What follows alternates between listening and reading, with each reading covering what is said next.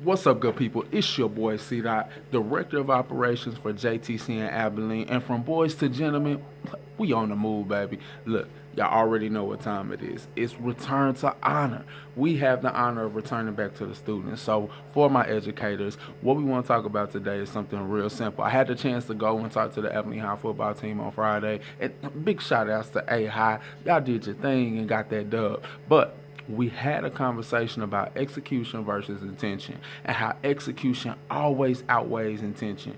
If you are sitting in a place where you intend to do something, it doesn't mean that your actual execution lines up with that. You want an example? So this is the example I gave them. Imagine being a firefighter and you want to be the best firefighter possible. And so you go, you do the training, you come up and you're at your first fire, the house is burning down, you show up and you have every intention on putting this fire out.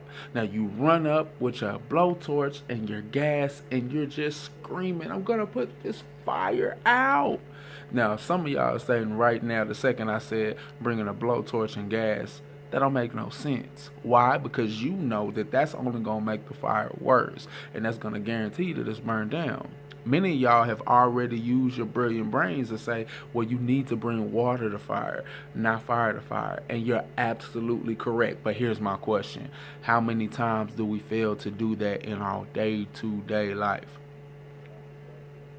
Guilty as charged. We have to make it a practice of bringing water to fire, because here's what it looks like when you have the intention, and this is where intention versus execution really comes into play. You may have the intention to allow the student to have the absolute best day possible. You may have the intention to say, you know what, I want this kid to know how much I care about him. But if you begin to yell at him out of frustration, or you begin to come in a way that sets off a trigger in them, your intentions are heavily outweighed by your execution. And we're not always mindful of these things. A lot of times you may think that it's malicious, in the same way with the student, but sometimes their execution is extremely poor. That's why we have to be such a great example to them. Now, the simple focus for today is Monday. You already know that some of the students are rowdy. They're coming off some crazy weekends.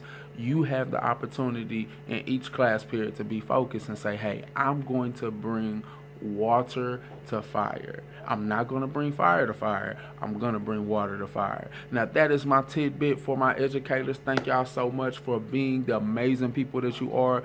You have an opportunity to change the day and the rest of the week, but we're starting today. So be focused, be intentional, and remind these kings and queens that it's an honor to return to their presence. It's your boy C. Dot, and I'm out.